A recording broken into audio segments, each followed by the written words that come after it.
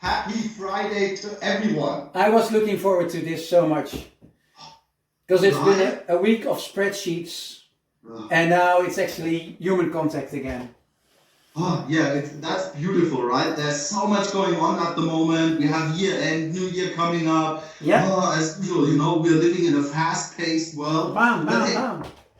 Always great to get together with you, man. Friday catch-up, best time of the week. So, what's the plan for today, man? Well, I'll tell you that I found a really cool explanation of something I have no idea about what it is, and I thought maybe you can explain me what it is. So there is a demonstration video which is really cool, and I would like to show it shortly to you, but it's 2 minutes 55 and it's a bit too long. So maybe you can explain? No, I have a super duper special awesome plan. I always explain stuff, but I have the feeling I'm not the deepest technician. And you're talking about the VS Code plugin for the open build service. The video I sent you, and there's been a blog post. I know the guys who made it. Do we want to have a look if we can get the guys who made it to come in the show, Emil? Okay, let's do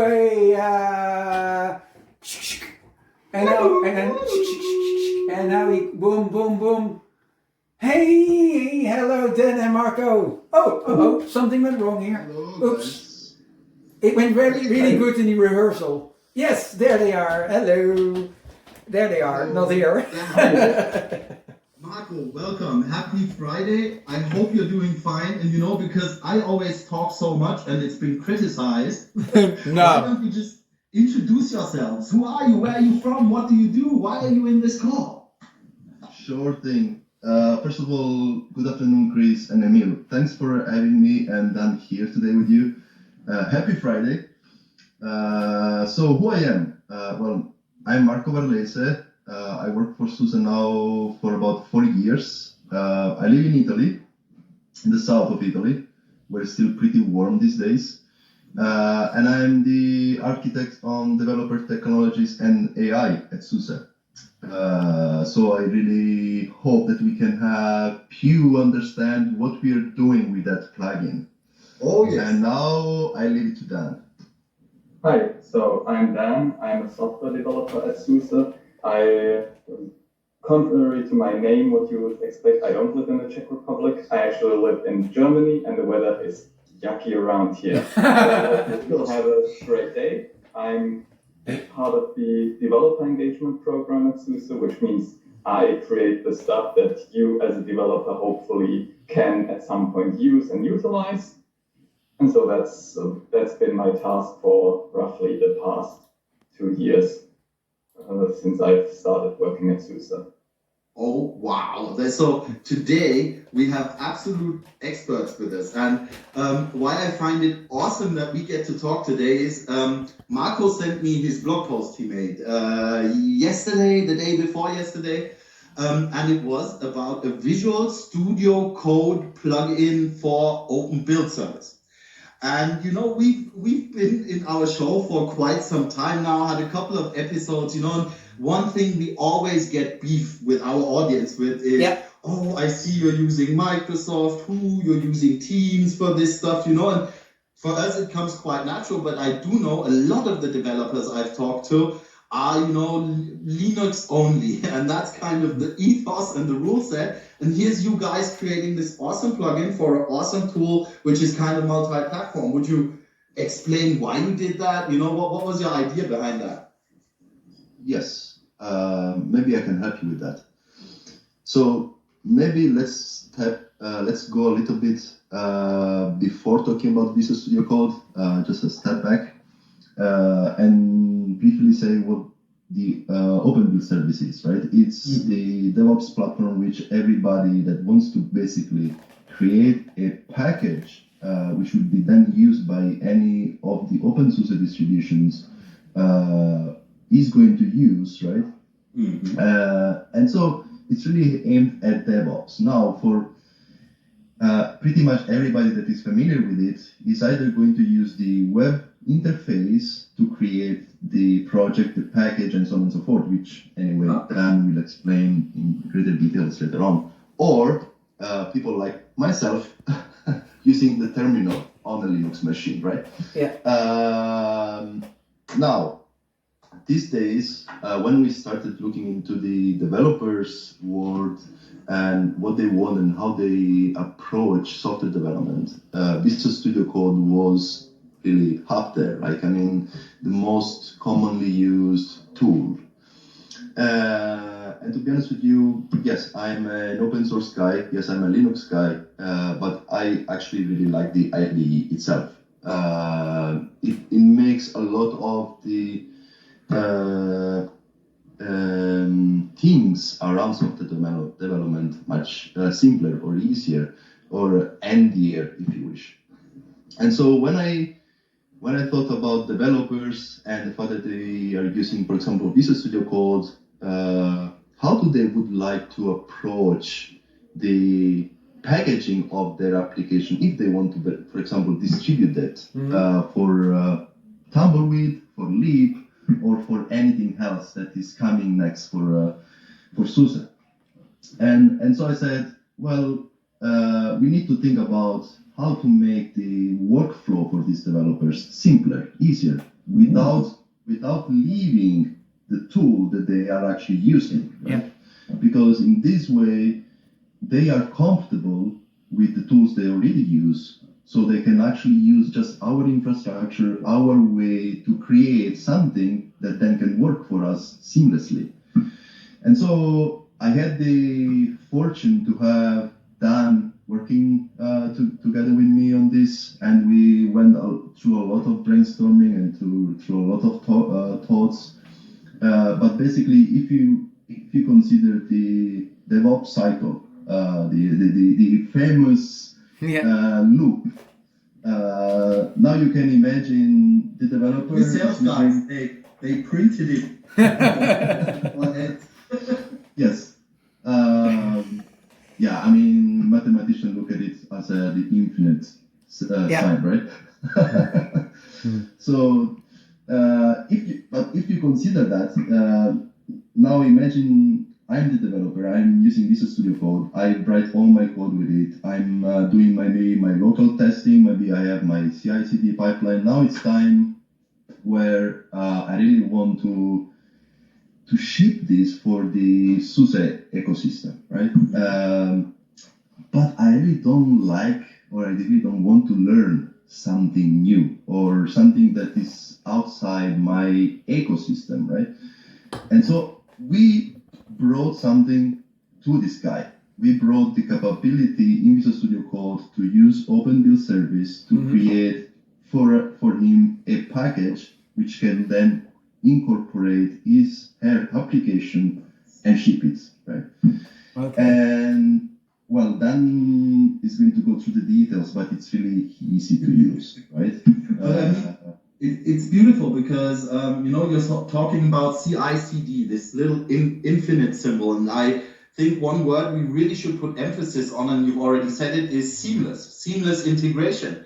And if we're breaking this seamless workflow by different platforms not working together, by different formats not working together, then we might be doing something similar to CI/CD, but we definitely are not doing it seamlessly and not making people's lives easier. That's maybe just, my naive outside kind of view on it. But I think it's a small piece of software, a small plugin you've created, but I think it has such a big picture, big horizon behind it of what we can do with that and why it's very, very useful.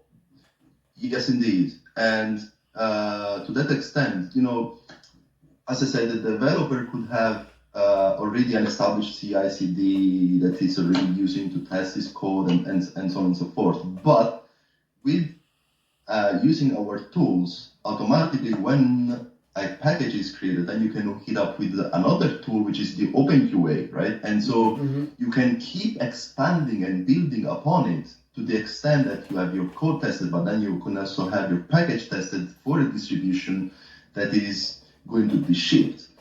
and this makes the developer's life much simpler, because now you do not have to worry or bother about, oh, what do I need to do now for this and that? Well, you know what? Here it is. This is how you're going to tackle the problem. And frankly speaking, something that I really also like a lot about our work, I'm really proud of our work,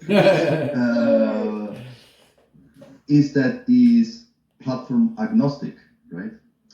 So our plugin now can be used by developers that are working with Visual Studio Code on Linux, by developers that are working with Visual Studio Code on Windows or on Mac, and still use our infrastructure to ship that application eventually, package it up, and still, say, okay, I want it to be for Leap next distribution, or for Tumbleweed, or for whatever else. Right? Yeah. So it's not anymore a matter of you have to be a Linux developer to ship something for us. It's, use whatever you like, the tools that you choose, the tools that you're mostly comfortable with, and we're giving you the hooks to do it.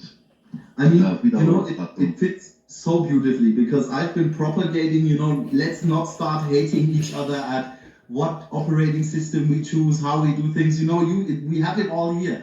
Use what's best. But I think your thoughts are so awesome, because how we're working in open source, in open communities, and how open would I be if I start saying you can't use it, you're allowed, but only with that version, only with that operating system. But as you mentioned, it's agnostic, it's open, it's free, it's beautiful. Yeah. And we do. Yeah. For everybody who's really interested in the beef of this, Dan created this awesome video. We'll share it at the end of this Friday Ketchup, so you can view it. We'll also add a link where it's uploaded. But Dan, any remarks on the video? Anything you want to say about it? I mean, Marco already talked, said us quite a few details about the motivation and why we did that. So what I'd like to add, maybe why we went with VS Code first, since I personally have the feeling it's a very popular editor, but maybe not with the typical crowd that you'd expect as a user of the Open Build service. And so I think most packages that actually use the Open Build service are more your really hardcore VI Emacs, probably more VI hackers that just live in a terminal. But the thing about VI, about Emacs, and all these really powerful editors is they are not beginner friendly.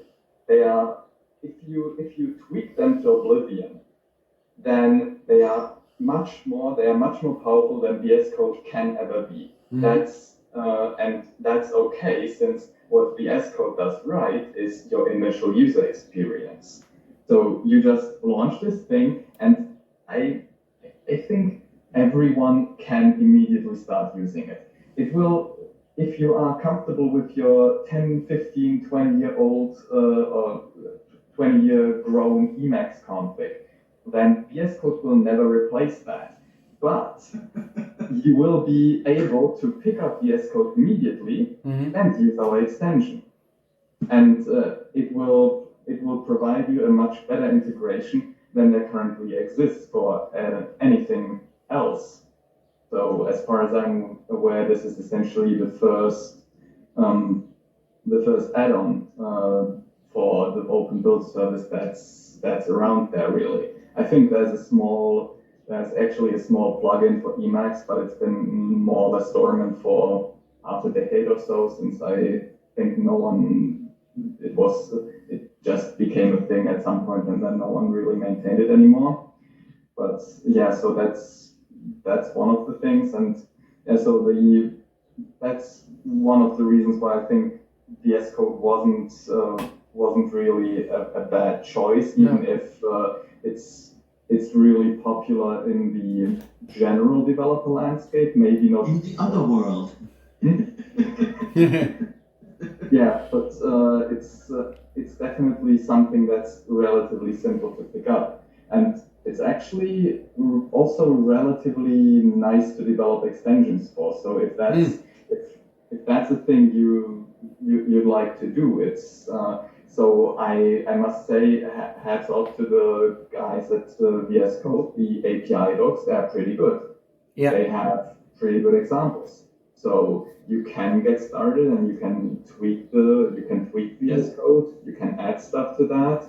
And building the extension, it has posed its challenges, since you see if you start developing stuff. So I mean, if you've opened VS Code at some point, then you see it all kind of looks similar. So you open your Kubernetes extension, and it looks comparable to your OpenShift extension, to your whatever else there is extension, and that's because the API is designed so that everything has a certain look and feel, and you can't go crazy. Which is a pro and a con. You can't go crazy with that, which means you are somewhat limited, and we felt that limitation at certain points. Since at some point I would have liked, hey, yeah, let's make this field red. Oh, sorry, you can't. But then again, your UI is really consistent overall. So it's essentially, it's just a decision that they made, and I think they made this pretty deliberately. And if your decision is, hey, we want to make a great initial user experience, and we want to be very consistent, then that's a good idea. So cool. Okay. Hey, Emil, normally Emil, in every catch-up, when we have somebody who talks about his job, what they do, says, explain it so my mother would understand. Exactly. Could we maybe agree that today your mother maybe doesn't understand the full context? Yeah. I have been, when my family asks me, what do you do, I change the subject. Yeah. But I can't explain that. No. But it don't matter, because it doesn't matter, because we also have a part in the Friday Ketchup where everybody can understand, and that's actually fairly new in the Ketchups. We have a Friday Ketchup playlist on Spotify, and we ask every guest to nominate one song for this Friday Ketchup playlist. So it can be any music, or maybe even podcasts, or whatever you think our audience should listen to, so that they get an idea of what you, Dan, or what you, Marco, really like. Highway to Hell. Highway to Hell, okay. We have a new Highway to Hell. If you are into metal music, then Winter Sun. Winter If you Sun. like sci-fi fantasy podcasts, then The Citadel Cafe by Joel Duggan. And if you're into strategy games, then the 3 Moves Ahead podcast. That's also pretty nice. Okay, I'll go for the playlist for the song. It's Winter Cell is the name. Winter Sun. Winter Sun. Okay, and that's the band or name of a song. Sorry for not knowing. That's the band, and I think that's also the name of their first album. Okay, and any particular song we should put in? All of it. I think one that I particularly like is Beyond the Dark Sun or something like that, but I have to double check. It's just in my playlist. Hey, and Emil, I'm just checking so I don't say anything stupid right now, but we missed the obvious one.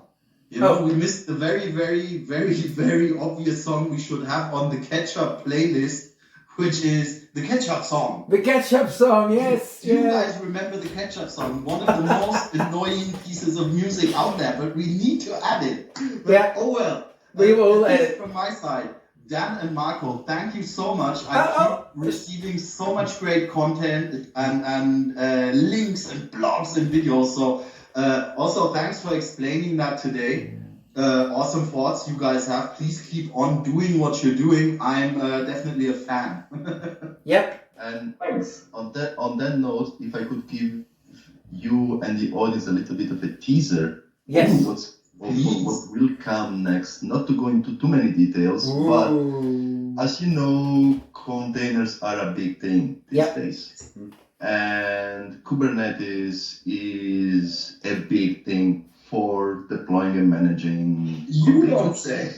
Yeah. I am saying that something will come for our plugin in Visual Studio Code, which will hook everything together. Okay. So stay tuned for that, and maybe we can talk about it when it will be available. Absolutely. If you write a blog post around it, we will invite you again to explain us why everybody should use that piece of software. My pleasure. All right. Well then and Marco, thank you very, very much for making time to be in the Friday Ketchup. Thanks for having us. Christopher, as always, A pleasure. thank you. And to the audience, thank you very much. Don't forget to like, subscribe, comment. What else And is there? watch the video at the end of the video. Watch the edit. This thing here that we have. We'll put it there as well. So thanks again. See you next week. Bye bye. Bye bye. Bye. We start out using the Open Build Service connector by importing our accounts from our OSCRC file. The accounts will then show up in the bookmarks. The whole extension is modeled around the idea of bookmarks of packages and projects. So we're going to start out by pressing the Bookmarker project button and then entering a project, in this case virtualization, Vagrant, and finding it in the interactive prompt. And we get prompted for a few packages that we want to bookmark, so we're just going to select the following 4. They will then show up in the My Bookmarks view, where we can click on individual packages and files and take a look at them, in this case a Ruby file. We can then add another project just for demonstration purposes, so here I'm just adding everything that's in Apache. Here, after that is loaded, we can simply open an completely arbitrary file from that, and you can see that the repositories and the current project are adjusted depending on which file we have open. So now let's do some collaborative stuff. We're going to branch the vagrant libvirt package. The extension will branch it, and then we'll get prompted to check it out into a folder on our file system. So for that I'm going to create a new folder in TMP and check out the package there. We can then open the same folder in Visual Studio Code and now take a look at the file present on our file system. You can also see that it got added as a bookmark to our bookmarks in the extension itself. And now we could also modify the repository. So for instance, add remove architectures and do the same with paths. Now to the extension itself, to the file itself, since this is now checked out on our file system, we can start modifying it. And as you already can see, it shows up now as a changed file. We can take a look at the diff. We can see the changes in the fringe, we can revert them, reapply them back, and commit those changes, which OBS starts by adding an entry into the changelog, which you can see the extension does for us, and then we can finally commit them. And as you can see, we have created a new commit. The last step would be to submit these changes back upstream, which we do by simply clicking that field, and you can see that that we get now presented with the link to the request.